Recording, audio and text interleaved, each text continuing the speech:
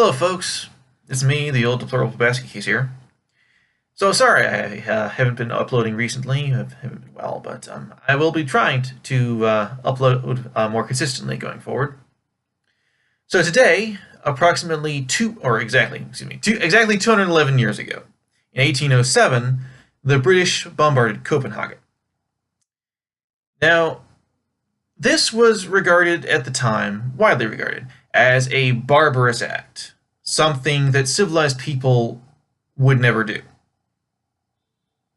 And even today, there are people who still talk and complain about it. Bernard Cornwell, anyone. I'm sorry. So I want to talk about this, because there's an important lesson to be drawn from this. And, well, I like talking about history. A little background, because nothing happens in a vacuum, and like I said, I like talking about history. In 1807, Napoleon, I forget which coalition it was, Napoleon defeated Prussia and Russia, which two countries were allied in one of the coalitions against him. And he was so successful in this particular war, he was able to dictate terms in what was the Treaty of Tilsit. Now, there was a secret codex to this treaty, which required Russia, the Emperor of Russia was Alexander at the time, to join with Napoleon in what was called the Continental System. It was to coerce the nations of Europe to join with France in waging economic warfare against Great Britain, and also to coerce the nations of Europe into joining Napoleon in forming a large fleet to attack the British at sea. Specifically, mentioning the Danish Navy and the Portuguese Navy. Those two countries are quite small, but both had at the time relatively large and fairly decent quality navies. Now, the British, who had a very effective spy system at the time, knew about this, or they learned about it after a little time. And they believed, with a good reason, that Napoleon was going after the Danish Navy first, and they did not trust the Danes to be able to maintain their neutrality.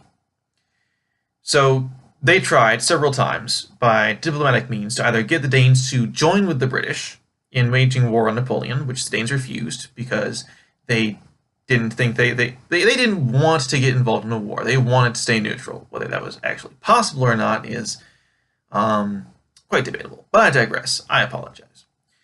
So either the British wanted the Danes to either join them in the war against Napoleon, or to let the British take their navy. Let the British take the ships and just put them in harbor and just hold on to them for the rest of the war. And the British promised they'd give the ships back when the war was won. Danes refused. And so, believing they had no other option, the British government sent a fairly large force to Denmark for the specific purpose of taking the Danish Navy. So the Royal Navy landed, the British Army landed, and they blockaded the city by land. The Royal Navy blockaded the city by sea. Now at this time, all the Danish Army was in Jutland. Danish geography is not my strong point. They were on the mainland, the peninsula. They were facing off with a French army under Bernadotte, I think it was.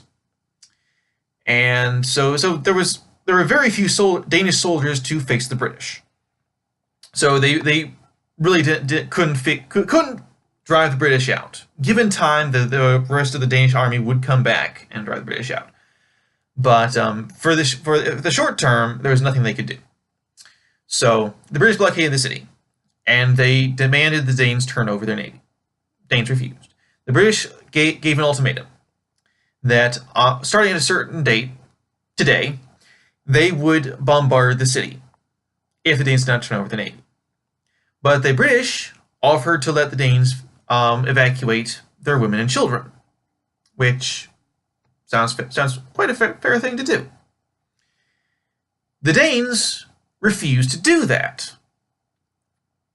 You see, this is what the actual debate that happened in Danish, which I don't speak, but The Danes said to each other, or commanders of the Danish forces in Copenhagen said that the British would never bomb Copenhagen with women and children in it because the British are civilized.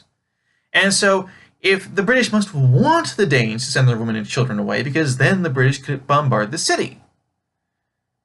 So the British got all kinds of flack for bombing a city with women and children in it, even though, because the Danes specifically kept their women and children in Copenhagen, knowing the British were threatening to bombard the city. So the Danes, or at least the Danish commanders, I shouldn't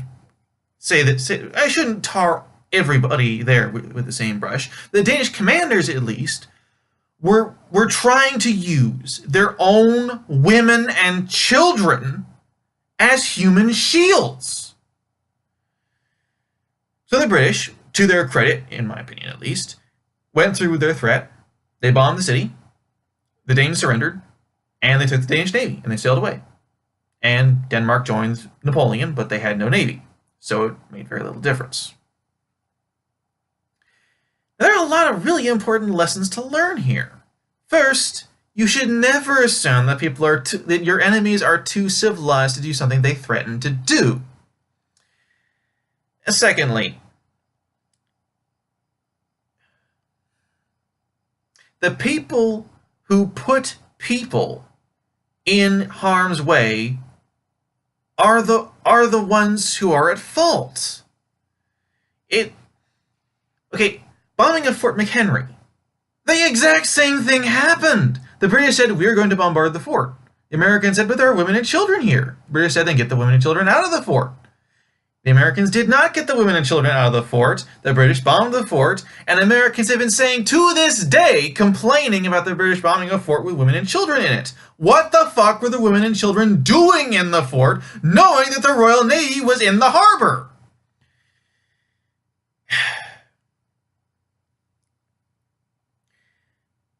Another important lesson I feel that people should bear in mind, not just from this occasion, but going forward. If you haven't heard this before, then hear this now.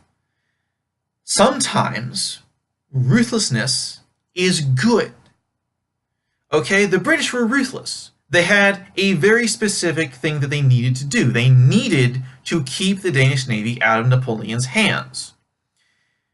And they did that. And they did it in a ruthless way. They were fast, they were efficient, they were, okay, yes, brutal. But they did it, and because they did it, or at least in part because they did it, Napoleon was unable to wage war at sea. And Napoleon was beaten, and the good guys won. Napoleon's empire fell, and peace was allowed to return to Europe. And the rest of the world too, because Europe was a big deal in those days. I'm sorry, I didn't mean to slam Europe. Just mean that Europe was a much bigger deal in the 19th century than it is today in the 21st. And that's what I got to say. Thanks for watching. Please comment below with anything that you have to say about this. I would really like to know what you think, especially what you have to say about what do you think about the Napoleonic Wars? Anything you have to say about history, politics, culture, whatever. And that's all. Have a good night and God bless.